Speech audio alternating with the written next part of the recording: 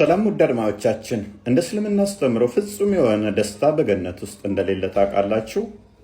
እንዲሁም ደግሞ ጠጅ፣ ሴቶች፣ እንዲሁም ደግሞ እርሻ፣ እንደዚህ አይነት ነገሮች ምድራዊ ያሉ ነገሮች በሙሉ በገነት ውስጥ በእስልምና እንዳሉ አብረዋቸው እንደሚከተሉ ታውቃላችሁ። እኛ ሰላም ውድ አድማጮቻችን፣ እንደ እስልምና አስተምሮ ፍጹም የሆነ ደስታ በገነት ውስጥ እንደሌለ ታውቃላችሁ። እንዲሁም ደግሞ ጠጅ፣ ሴቶች፣ እንዲሁም ደግሞ እርሻ፣ እንደዚህ አይነት ነገሮች ምድራዊ ያሉ ነገሮች በሙሉ በገነት ውስጥ በእስልምና እንዳሉ አብረዋቸው እንደሚከተሉ ታውቃላችሁ። እኛ የምንቀምሰው ነው እኛ የምናገኘውን ደስታ እነሱ እንደማያገኙ ታውቃላችሁ። ለማያውቁ አስተዋውቋቸው። ይህን ድምፅ የምትሰሙ ደግሞ ሙስሊሞች ምን ጠይቃችሁ ስላለ እስከ መጨረሻ ተከታተሉን። ሀዲስ ነንበሩ የሚገኘው የመጀመሪያው ሳሂህ ቡኻሪ 9ኛው ቮሊዩም ላይ ሲሆን ገጽ 97 ላይ ይሆናል። ወይንም ደግሞ አዲስ ነንበር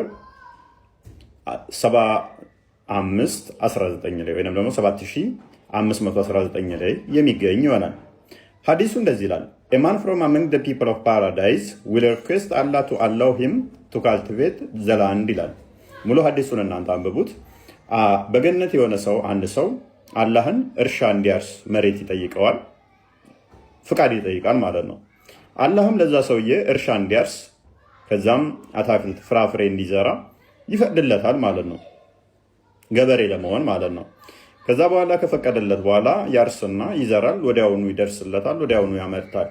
ወዲያው ካመረተ በኋላ አላህ ይመጣና እንደዚህ ይለዋል: ኦ ሰን ኦፍ አደም ፎር ነቲንግ ሳቲስፋይስ ዩ፣ ኦ ያላ ልጅ አንድም ነገር አያረካችሁም፣ አያስደስታችሁም ብሎ አላህ ይላል ማለት ነው። ስለዚህ የአዳም ልጅን ሊያስደስተው ሊያረካው የሚችል ነገር የለም ማለት በገነት ውስጥ። በተቃራኒው በእኛ ጋር ደግሞ ፍጹም የሆነ ደስታ ካለ የአዳም ልጆች በሙሉ እኛ ገነት ስንገባ የምንደሰት ከሆነ በእስልምናው ደግሞ የአዳምን ልጆች በሙሉ የሚያስደስት ወይንም ደግሞ የሚያረካቸው ከሌለ ልዩነቱ ግልጽ ይመስለኛል። አላህ ምን አለ? የአደም ልጅ ወይ ምንም ነገር የሚያረካህ ነገር የሚያስደስትህ ነገር የለም ይለዋል ማለት ነው። ከቁርአን ልድገማችሁ። ሱረቱ በቀራ 25ኛው አያ ላይ እንደዚህ ይላል: እነዚያ ያመኑትንና መልካሞችን የሰሩትን ለእነርሱ ከስሮቻቸው ወንዞች የሚፈሷቸው ገነቶች ያሏቸው መሆኑን አብስራቸው። ከእርሷ ከፍሬ አይነት ሲሳይን በተመገቡ ቁጥር ፍሬዋ ስለሚመሳሰሉ ይህ ያ ካሁን በፊት የተመገብነው ነው ይላሉ። ምን ይላሉ? ይህ ያ ካሁን በፊት የተመገብነው ነው ይላሉ። እርሱንም ተመሳሳይ ሆነው ተሰጡት። ለእነርሱም በውስጧ ንጹሕ የተደረጉ ሴቶች አሏቸው፣ እነርሱም በውስጧ ዘወታሪዎች ናቸው ይላል። በተመገቡ ቁጥር ፍራፍሬ ሲመጣላቸው የገነት ሰዎች ቁርአኑ እንደሚነግረን ይሄ ቅድም የበላ ነው ከዚህ በፊት የተመገብነው ነው ይላሉ። ተመሳሳይ ስለሚሰጣቸው ይላል። ይህ የቅሬታ ምልክት ነው። በፊት የበላ ነው አንድ ምግብ ሲመጣልት ተደጋግሞ ከመጣብት ትሰለቸዋለህ። እንግዲህ በገነት ውስጥ ኢተርናል ሆነው ዞታሪ ከሆኑ ዘላለማዊ ሆነው የሚኖሩ ከሆነ ለምሳሌ አፕል ከሆነ ሁሌም አፕል ከመጣብህ፣ ብርቱካን ከሆነ ሁሌም ብርቱካን ከመጣብህ፣ ወይንም እንጀራ ከሆነ ሁሌ ጠዋት እንጀራ፣ ማታ እንጀራ፣ ቀንም እንጀራ፣ ሁሌም እንደዛ ከመጣብህ ትሰለቻለህ ማለት ነው። ስለዚህ በገነት ዘወታሪ የሆኑት ፍራፍሬ ነው። አክቹዋሊ ተመሳሳይ ፍራፍሬ እየተሰጣቸው ስለነበረ አማረሩ ማለት ነው። አማረሩ ደስታቸው ፍጹም ስላልሆነ በገነት ውስጥ። ምክንያቱም ደስታቸውን በምግብና እንደዚህ ሴቶች አሏቸው ይላል፣ በሴቶችን ወሲብ በማድረግ ስለሆነ ለማምጣት የሞከሩት ማለት ነው። ወንዞች አሏቸው ይላል። ወንዞቹ ምንድናቸው ብለን ስንል ሙሉ ታሪኩን እናንተ አንብቡት፣ እኔ የተወሰነውን እንገራችሁ። ሳሂህ ቡኻሪ 3207 ላይ አንድ በእስልምና የተለመደ ሌጀንድ አለ። እሱ ምንድነው? እሱ ሙሐመድ 7ኛ ሰማይ ላይ ሄዷል ተብሎ ይታመናል።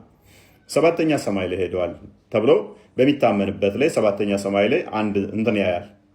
Then I was shown Sidratul Muntaha, that is a tree in the seven heaven. ሲድረቱል ሙንታሃ የሚባል ዛፍ በ7ኛው ሰማይ ላይ ያያል ሙሐመድ ማለት ነው። ይሄድና ለሊት 7ኛ ሰማይ ላይ ይወጣና ከዛ ዛፉን ያያል። ያ ዛፍ ስር ደግሞ 4 ወንዞች አሉ ይላል። ከስሩ የሚወጡ 4 rivers originated at its root 4 ወንዞች ከስሩ ይፈልቃሉ ይላል። እነኚህ ስሮች ወይም እነኚህ ውሃዎች ገነት ሲገቡ ሙስሊሞች የሚጠጧቸው ነው። የሚገኘው 7ኛ ሰማይ ላይ እዛ ነው የሚገኘው። እነኚህ 4 ወንዞች እንግዲህ በገነት የሚገኙ ሲሆን 2ቱ ግልጽ ናቸው፣ 2ቱ ደግሞ ግልጽ አይደሉም አለ። ግልጽ ከሆኑት ውስጥ ማን ናቸው አለ?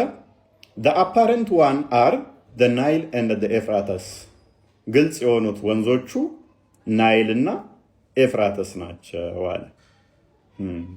ናይል ማለት አባይ ማለት ነው። አባይ ደግሞ የት እንዳለ እናውቃለን። ወደ ግብፅ ላይ ሄዶ ይሆን ያየው፣ ወደ ኢትዮጵያ መጥቶ ይሆን መሐመድ ያየው ባናቅም፣ ናይል እንግዲህ የት እንደሆነ መነሻው መድረሻው ይታወቃል። እንግዲህ በገነት ሙስሊሞች የሚጠጡት ወንዝ አንዱ አባይ ነው፣ ናይልን ነው ማለት ነው። ናይልም ተገድቧል እና ገነት ይሆናል ምናልባት ወደፊት አይዶን ነው።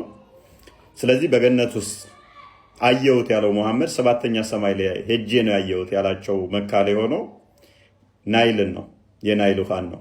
እኔ አይደለሁም የምለው፣ ይኸው ሐዲሱ ነው የሚለው። እና በገነት ገብተው የሚጠጡት የአባይን ውሃ ነው አንዱ። ከዚህ ጋር በተያያዘ አንድ የሚጠጡት ሌላ ደግሞ አለ። ጠጅም አላቸው አባይ ውሃ ብቻ ወይም ናይል ብቻ አይደለም። ማስረጃ ከፈለጋችሁ ይኸው ሱራ 76 ቁጥር 17 ላይ በእርሷም መበረጃዋ ዝንጅብል የሆነችን ጠጅ ይጠጣሉ ይላል። ስለዚህ በገነት ውስጥ መበረጃው ቀሽር የሆነ ሉር ይጠጣሉ ማለት ነው። ቀሽርና ጉንፋን ሲይዛችሁን አሞከራችሁታ አይለኛ ነው እና መበረጃው ራሱ ቀሽር ነው። ዋናው ምን ያህል ኃይለኛ ሊሆን እንደሚችል ገምቱ። መበረጃው ቀሽር ከሆነ ዝንጅብል ከሆነ ዋናው ጠጁ ደግሞ ምን ያህል ኃይለኛ እንደሆነ መገመት አይከብድም ማለት ነው። ስለዚህ በእስልምና መሰረት በእስልምና አስተምሮ ወይንም እምነት መሰረት በገነት ውስጥ ፍጹም የሆነ ደስታ የለም። እንደኛ ግን መዝሙረ ዳዊት ምዕራፍ 16 ላይ ቁጥር 11 ላይ እንዲህ ይላል፣ የሕይወትን መንገድ አሳየኸኝ፣ ከፊትህ ጋር ደስታን አጠገበኸኝ፣ በቀኝህም የዘላለም ፍስሐ ሐሴት ደስታ አለ ይላል። ዮሐንስ ራዕይ ምዕራፍ 21 ቁጥር 4። በተመሳሳይ እንዲሁም ደግሞ ማቴዎስ ወንጌል ምዕራፍ 25 ላይ ከቁጥር 21 ጀምራችሁ ዘላለማዊ ደስታ መጽሐፍ ቅዱስ ላይ እንዳለ በገነት ውስጥ ሲገቡ ይናገራል ማለት ነው። እኛ በገነት ውስጥ የምናገኘው ደስታ ዘላለማዊ የሆነ ደስታ ነው። በምግብ በመጠጥ ሳይሆን አምላካችን ለእኛ ያዘጋጀልን ዘላለማዊ ደስታ ይሰጠናል ማለት ነው። እነሱ ግን እየበሉ እየጠጡ ልክ እንደ ምድር አይረኩም፣ አይደሰቱም። ይሄ ቅድም የበላ ነው ይላሉ፣ እርሻ እንረስ ይላሉ፣ እንዝራ ይላሉ። የሚጠጡት ደግሞ የናይል ውሃ ነው እና ሙስሊሞች ዘላለማዊ ደስታን ወደምታገኙበት፣ ዘላለማዊ ሕይወትን ወደምታገኙበት ወደ ክርስትናው እንድትመጡ እጋብዛችኋለሁ። አዲሱን ዓመት በተለይም ክርስትና ላይ ጥናት አድርጋችሁ ወደ ክርስትና እንድትመጡ ልባችሁን እንድከፍቱ ክርስቶስ እንዲያበራላችሁ በልባችሁ ላይ መብራት እንዲሆን ምኞቴ ነው፣ ጸሎቴም ነው።